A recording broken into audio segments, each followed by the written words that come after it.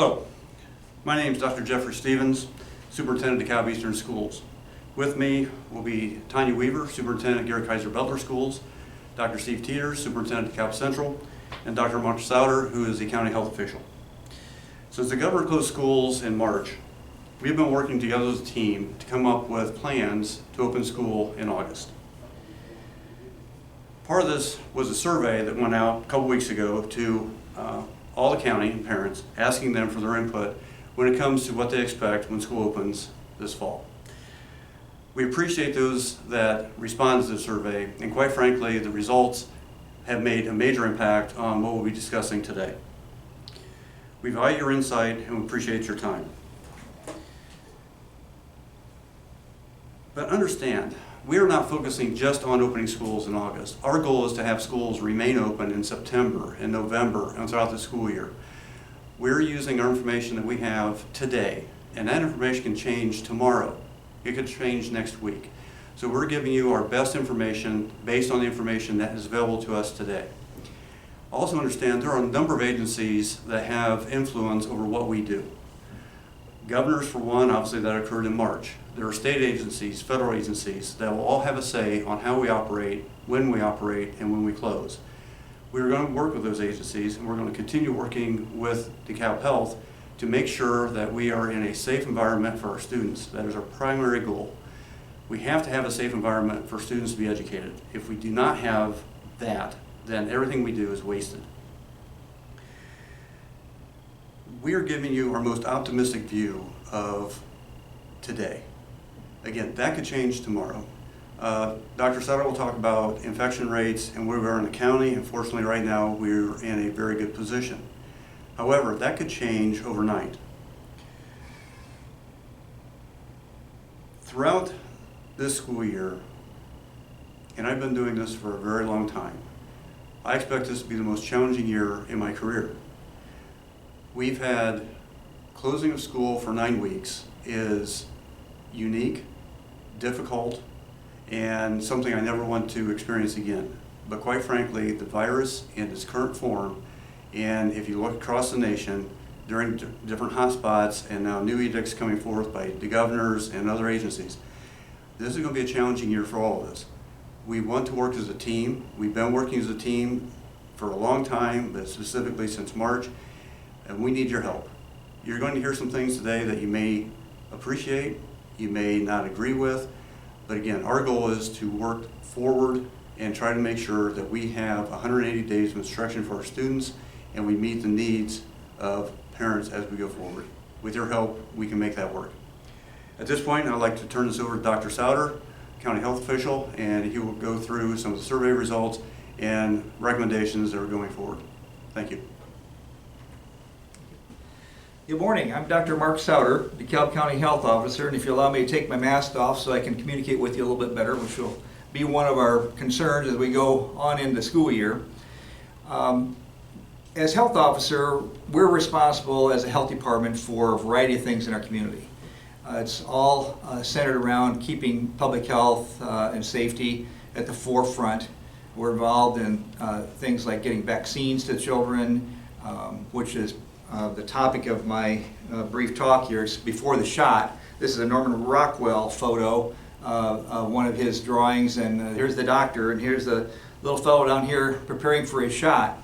And since we don't have shots available, we're going to be talking about masks as a protective measure for our kids. So we have in our world an opportunity here to continue to do what our main goal is. That's education for the children. That's what this topic's about. That's what these buildings are about. The superintendents are guiding us with how to do that best, and the teachers are very good at that. We want them to be able to do that. The American Academy of Family Physicians, along with and supports the American Academy of Pediatricians in recommending that this fall all kids come back to school in a person-to-person, face-to-face educational encounter.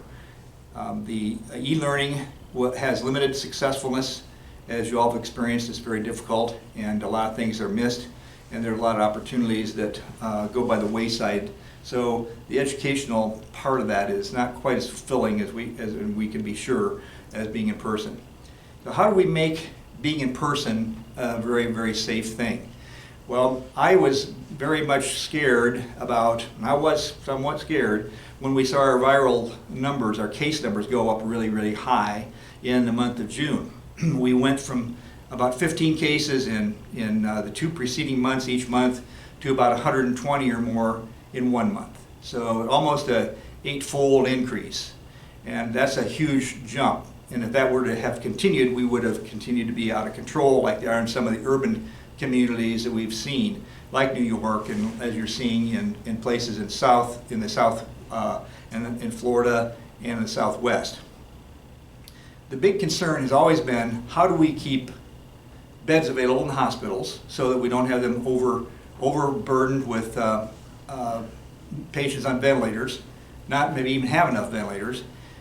And that's what all this hubbub was about, that's created so much social unrest in terms of, and economic stress for all of you and your neighbors and friends and families, where jobs were put on hold in hopes that a virus would die down and not circulate in our community. Well, we soon realized that we could help drop the numbers, but we needed to return people to work. It's extremely important for everybody to be able to maintain their livelihood so that you can have your cars and your houses and insurance and so forth.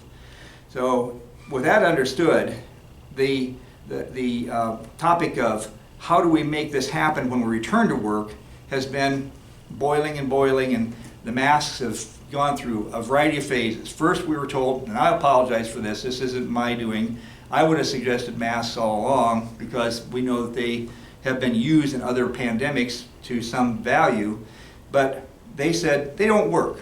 They didn't have enough masks. I think that's part of the messaging we were getting.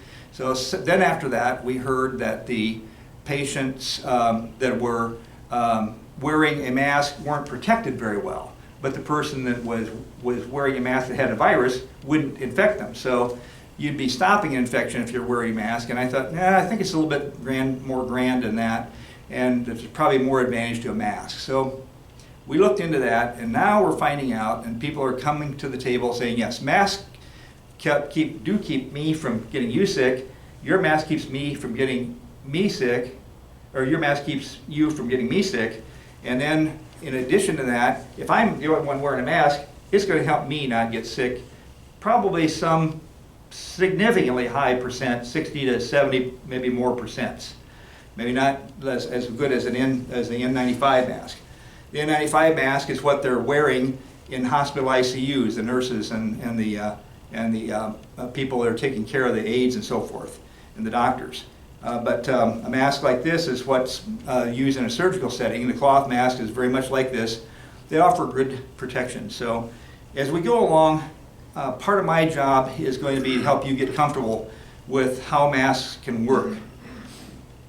We decided, with some lengthy discussion with the superintendents, that it might be possible, since we have a low viral circulating number in the county at this time, to go without masks to start school. I wouldn't have recommended that except for one thing. About half of you parents said you wouldn't send your child to school if they had to wear a mask.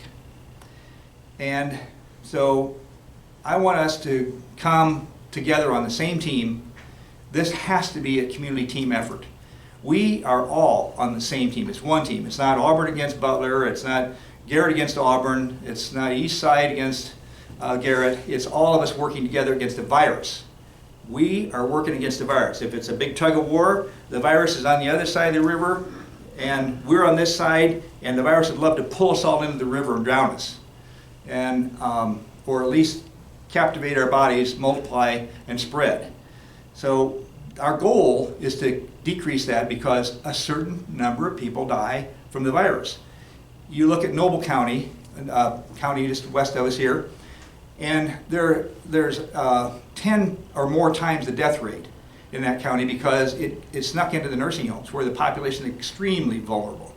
Other population groups that are vulnerable are the diabetics, the overweight people, people with some heart conditions, people with lung conditions.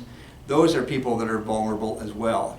And the immune system just can't seem to cope with the virus as well in those people. There's already some kind of an inflammatory response perhaps, The kids don't seem to be very sick with the virus. That's one of the problems we're facing. Well, the kids don't get sick. Well, we know the kids don't get as sick. There still are some.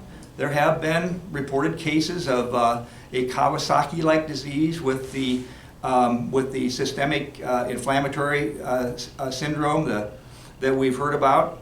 And that can happen, but it's very rare so far. I think there have only been a handful of cases in Indiana. There have been no people that I have seen lately in the latest statistics under 20 years of age that have died in Indiana of the coronavirus. It's our world. The bigger world says other people will say, hey, yeah, that can't happen.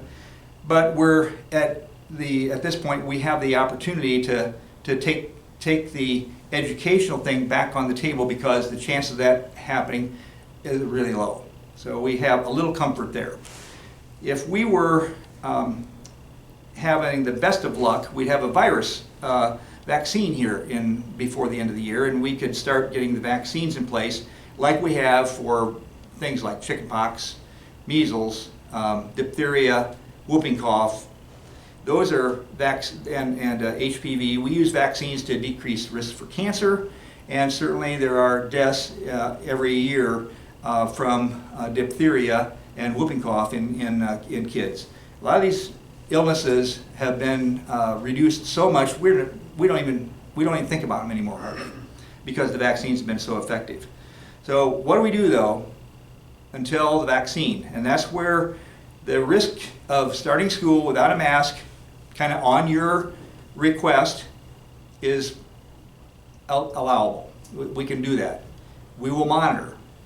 Everyone that wants to wear a mask should wear a mask. If everyone would wear a mask, I want to remind you again, and we can teach our kids that this is a good line of defense for a virus and a pandemic, we're going to teach them a life survival skill, similar to what we do for them when they're in a car seat, when we have them be in a seatbelt, when we're teaching them about fire safety, hiding from a storm in a safe place, in a tornado, for example, environment. We do a lot of teaching our children about survival skills.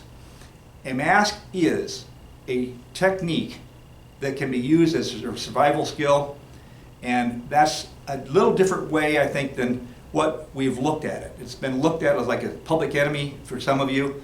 I want to help you kind of work through that and get ready to have your child best protected by wearing a mask in the school system. And that's going to be extremely important if we have too many cases come up. So we can start without masks, but we will have to move to masks if there's too much disruption. One of the things I don't think you realize is, based on CDC guidelines, anyone who's in contact with a positive case of coronavirus is to be in self-quarantine for 14 days. Virus takes 2 days to 10 days on average to show up after an exposure. So the 14 days is the lengthy rule. That makes it more certain that the person returning won't have a virus to shed. We still are learning. We think that the virus shed is mostly done by 14 days, but some workplaces are actually requiring the employees to get tested again before they return to work. Here's another problem. There's not enough testing. So the testing is difficult, it's time consuming. It doesn't take as long to get it as it takes to get the result back. The more people get tested, the longer the delay. Delays maybe several days. We don't have the rapid test like we do for the strep screen that we like. We like to have those tests available. We don't have them now. Until we get that, we're still stuck having everybody on a quarantine that's been exposed to the virus. So you can see how this kind of trickles through back to you as parents in a very important way. If you don't like the idea of all of that, then as many of you as can possibly see your way through this, have your child wear a mask. So that will help us. That will help your child. That will help the school system continue to perform its duties without disruption. There's almost hardly any example where if everybody, I can think of any event, even bigger public events, where you can't quite maintain social distancing, which, by the way, is a huge problem in the schools. Social distancing is very difficult to maintain in passing through hallways and sitting in a classroom. Kids are going to come up to each other and talk to each other. They're going to forget. It's going to be a problem even keeping the surfaces clean, which is important. Not as important as a mask, though. If you had to put your money in one area, you put it in masks, because respiratory spread is probably 8 to 10 times more common than a contact spread, as an estimate. Now, we said for a while it was all contact spread. You know, that was the big thing for a little while. Well, they've learned now to kind of hold up there. It's not all contact spread. Now you see the popularity of the mask is for preventing coronavirus is very, very high. For example, also Disney World, Universal Studio, I think Legoland have been able to open, but they require everybody to visit to bring their mask. That's their invitation. That bring their invitation to come in. It's their mask. We'd like to have you bring your child to school with their invitation and wear a mask for the best safety for everybody involved. However, we know you don't want to do that, so it's going to be a gradual process. We can take this time and do some more education, and we can work with the time frame that we have, and we can learn. We have the opportunity only because we have a very low number of circulating virus patients in this county right now. Where do we come from? Where does the virus come from currently? Well, we've seen it finally get into factories where 4 or 5 people in an assembly line area maybe get sick or and have to be home. And it's pretty disruptive. We've seen it go through a couple of food establishments. In one case, and I want to really highlight this a lot here, this is really super important. In one case, there was a child, sort of a daycare center, early learning center, where a person came to the school and they felt bad in the morning on a Monday. They went home before noon. They went and got tested, actually. They didn't go home. They left and they got tested. A couple days later, we get a test positive result. But in the meantime, another person, a younger person, came to school the next day in the morning. And they appeared to be well, but soon they didn't seem to be well and got sick looking. And they checked them and had a fever, so they went home. They got tested. They were also positive for the coronavirus. The good thing is no one else got the disease in that environment because they left the environment really quickly. They got sick, got to a testing site, and stayed home until they were cleared to come back. In those cases, 14 days at least. But the virus didn't spread through the entire classroom setting or through the entire school system there. That's what we want to see here. If we're going to make this work, we want everybody parents, everybody to be on guard. If you feel ill, leave your workplace, go get tested, then go home and stay until your test results are available. It's really, really important.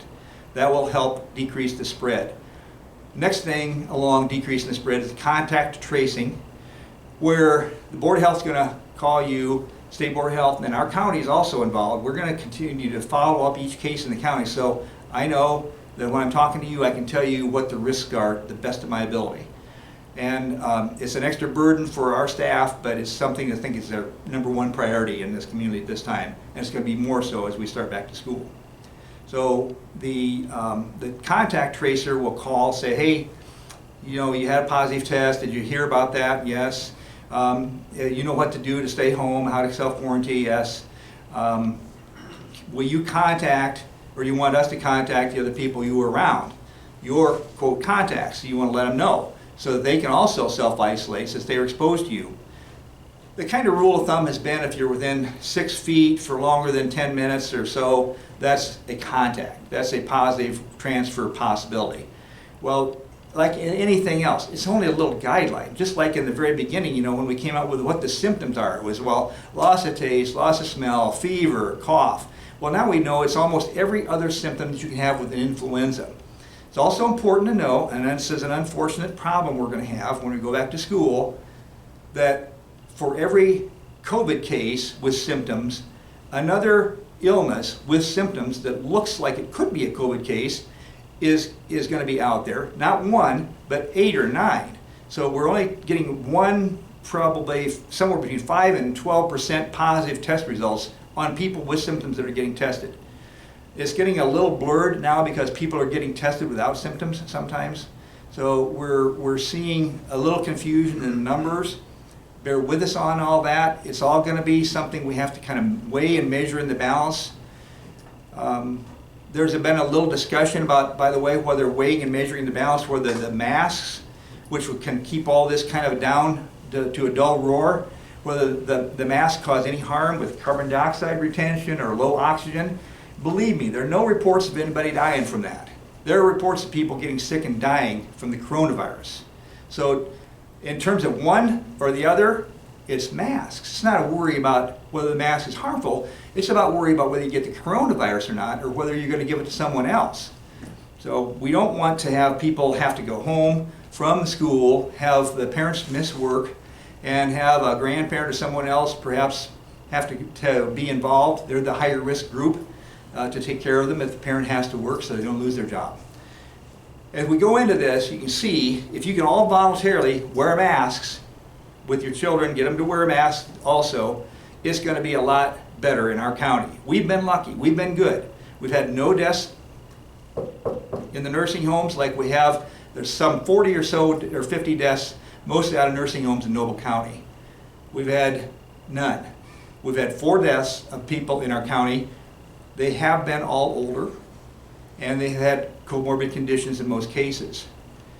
One of the things that's important that we learned from the communication of disease in this area is from the Amish drivers. About 8 of them have hit the Parkview for care, and one who was apparently an Amish driver from our county has passed away. And we learned about that method of public transportation where people are in a close proximity. And the Amish have been getting hit pretty hard, and the drivers were hit even harder. So there's a requirement for everybody on the bus and the drivers all to wear masks. And I don't apologize for it. It's necessary. And I gave you a little background for it. It's very important. So the next thing that's going to be a requirement is for the teachers and all the staff in the buildings to wear masks. Why is that? Well, the masks are going to do something to protect them. A lot of them are older. They're in a higher risk group. Anybody that is in a super high risk group, I think the schools have planned, the superintendents have said that they're going to give them an opportunity to do other functions, and they'll tell you about that, perhaps. So we will have the children seeing role models of the adults in their world wearing a mask, and those of you who would send your children to school with masks are going to be just like the teachers because they're going to be wearing masks. So that will be something that'll be a little comforting to you, I hope. So the example is going to be set by the adult leadership, and the kids that wear the masks are going to be not hopefully made fun of because they're wearing a mask, which is certainly the right thing to do. We have gone a long way in what we've learned here. I want to share one other thing with you about masks before I forget. The masks that have a valve on them, the ones that have a valve on them, those will protect the person wearing them, but that valve is there to make a person exhale easier. Those are industrial type valves that are used for dust environments and smoky environments where they're trying to eliminate particles, but they allow the person to exhale easier through that valve. That's not the kind of valve thing that we want. We don't want to see that. We're not going to have that in the staff with the teachers because that would allow them, if they were sick, to communicate the virus. The mask is not a horrible thing, but it's got its limitations. I just need to point that out to you. And we've seen enough, I think, now to be concerned for our community. We've learned enough to maintain our heightened sense of awareness. We want to have everybody here on the same team to help educate your children in wearing a mask, just like they do on Halloween. They're not going to be as opposed to it probably as we think. Obviously, we don't want to have a whole bunch of disciplinary issues over masks. That's one of the reasons I pulled way back from requiring masks from the beginning, because I think we can go slower and educate the students, bring everybody along, get everybody on the same team, and get everybody to mask up if we have to. If we never have to, I'll be happy. That would be wonderful. If we have to, please be prepared. Help us. Make this work. Make this educational system work for your children in a safe fashion. As an additional bit of information, we have conferred with other physicians in the community, and almost to the person, everyone is in agreement that masks are going to be our best defense for your child against the coronavirus, and for you as well. So with that in mind, I want to also remind you that this virus, this coronavirus 19, even though it's what's called a novel virus, that means it's new. People haven't been seeing it before. It's never been introduced to our human population until just late last year, and then it got to this country in the early winter of this year. That is a virus that has a particular pattern of attack. Fortunately, it's not like the Ebola virus, which had an 80% fatality rate. However, it was with direct contact of secretions. If, for example, we would encounter some virus that had a really high mortality rate, like the Ebola virus, that was carried through respiratory droplets and through breathing and through the air, we would have a huge interest in every child being able to wear a mask. So I want to kind of reinforce one more point, reminding you that as parents, as this school, as our public health department, it's our opportunity to prepare our children for a potentially worse pandemic in the future. So please take this all seriously in terms of how we can do that. And social distancing helps, but obviously we can't stay completely distanced forever. And social distancing is not always going to be present, but if you mix social distancing and a mask with understanding that the mask is the best way to protect the air we breathe and make it safer, that's what we'll see is our future. Wearing a mask in a pandemic.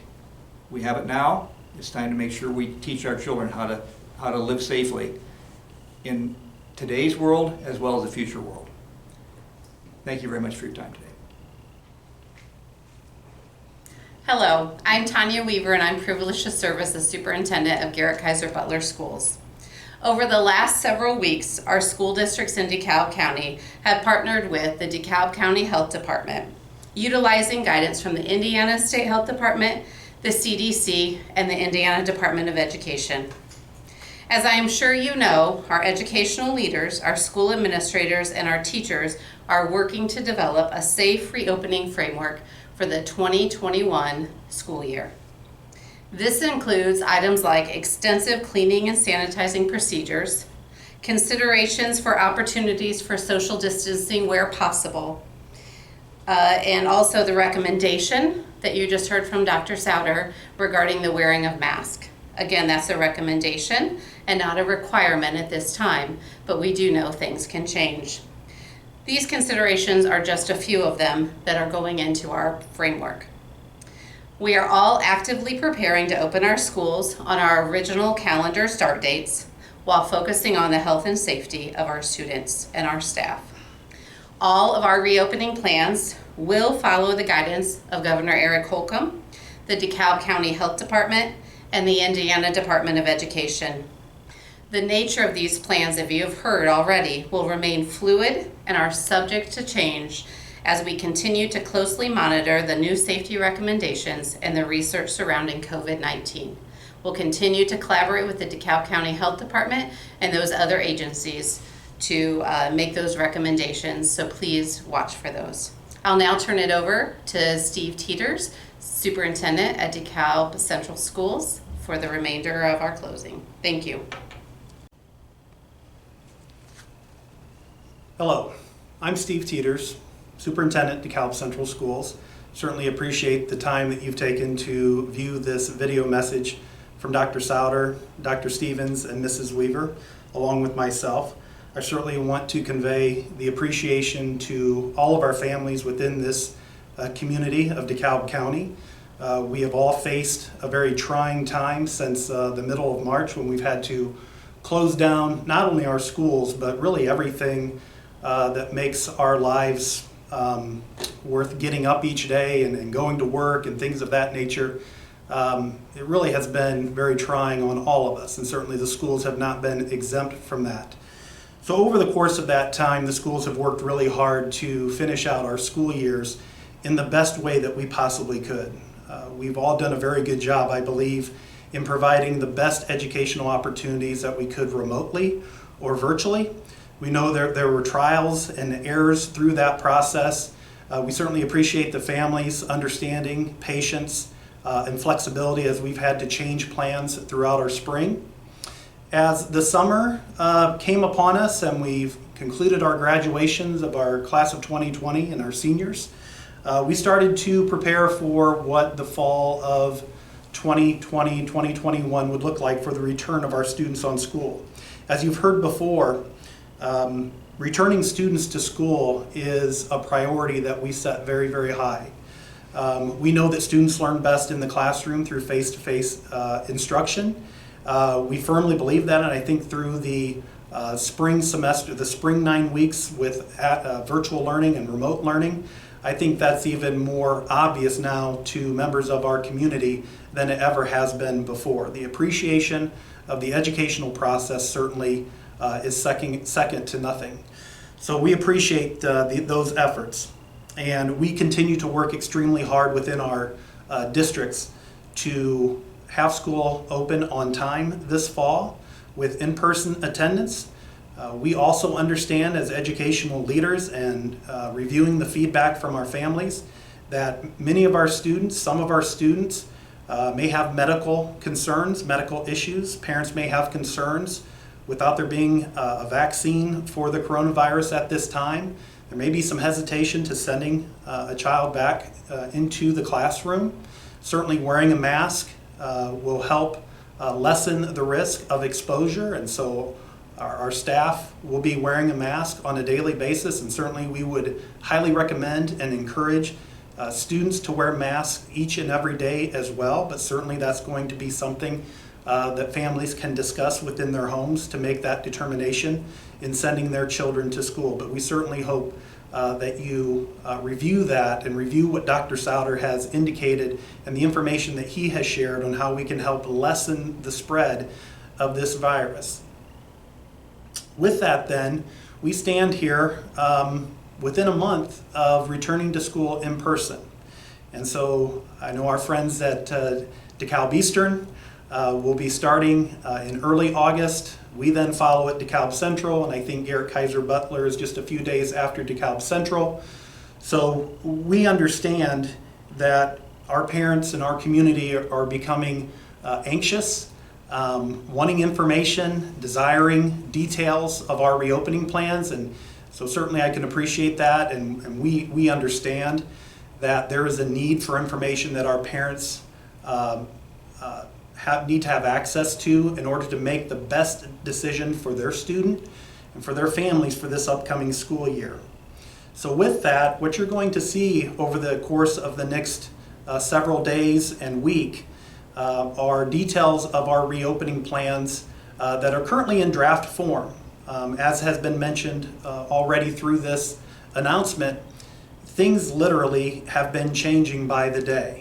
And so our draft plans have been changing with the differing guidelines, the suggestions, the recommendations that come to us from the CDC, from the State Health Department, from Governor Holcomb's office, from the Department of Education, and also from Dr. Souter and our local health department.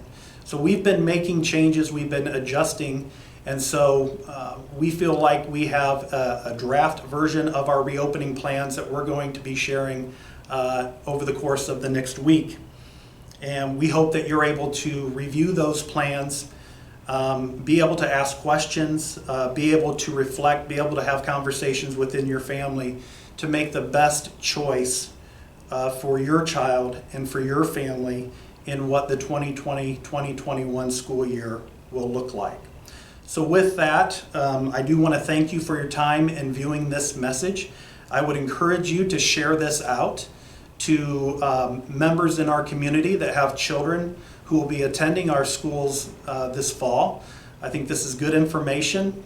I want to convey my thanks to Mrs. Weaver from Garrett Kaiser Butler, to Dr. Stevens from DeKalb Eastern Schools, and also to Dr. Mark Souter from the DeKalb County Department of Health. And I might add that the Department of Health and Dr. Souter and his team have been extremely responsive, easy to get to, conversations had at all times of day and night. So we appreciate that continued collaboration, and I know being about a month away from the start of our school year, we're going to have continued conversations up until that point. So speaking on behalf of everyone here in the message today, we wish you well. We want you to be safe and hopefully preparing for in-person classes starting at DeKalb Central, DeKalb Eastern, and Garrett Kaiser Butler schools. Thank you.